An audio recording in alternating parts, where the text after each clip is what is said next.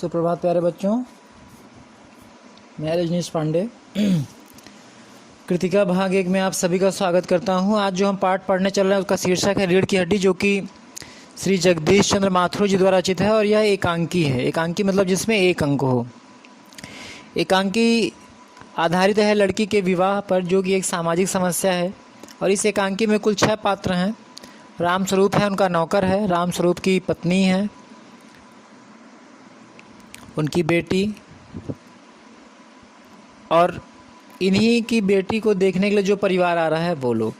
तो इस एकांकी में ये बताया गया कि लड़की तो काफ़ी पढ़ी लिखी है, परंतु जो सामने से लोग आ रहे हैं देखने के लिए वो उसको विवाह ना मान करके, एक सामाजिक परंपरा ना मान करके बिजनेस मानते हैं। कहते हैं ना कि अच्छा अब तो साहब जी में बिजनेस की बातचीत की जाए। वे शादी ब्याह को बिजनेस मानते हैं।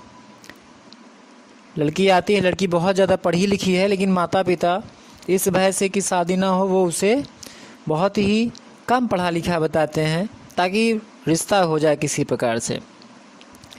लड़की आती है, उसके गुणों अवगुणों की चर्चा की जाती है, उसे पूछा जाता है और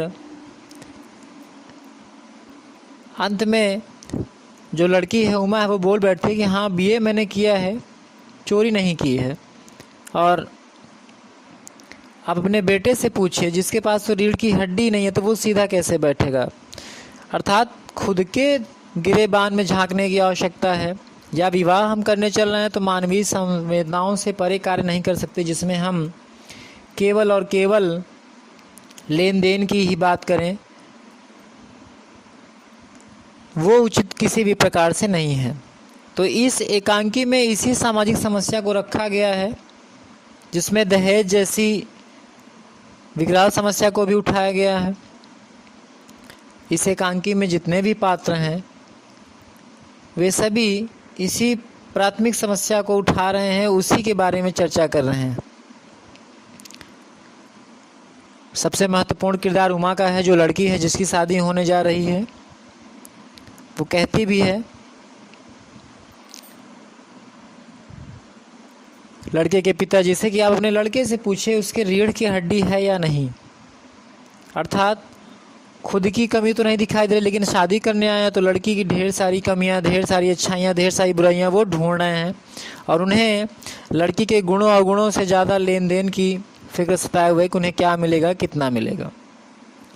तो प्रस्तुत वीडियो में आपको एकांकी का सारांश दिया गया है। PDF फाइल भी आपको प्रोवाइड कर दी गई है। आप लोग अच्छे से पढ़िए, अच्छे से समझिए चीज़ों को, और अभी तक जितनी भी चीज़ें पीछे आपको बताई गई हैं, जितने भी पाठ बताए गए हैं, उन पाठ के प्रश्नों को एक एक करके दिखाते चलिए, काम पूरा करते चलिए। क्योंकि जिस स्थिति में हम और आप हैं वो कितनी लंबी होंगी ये कोई नहीं जानता।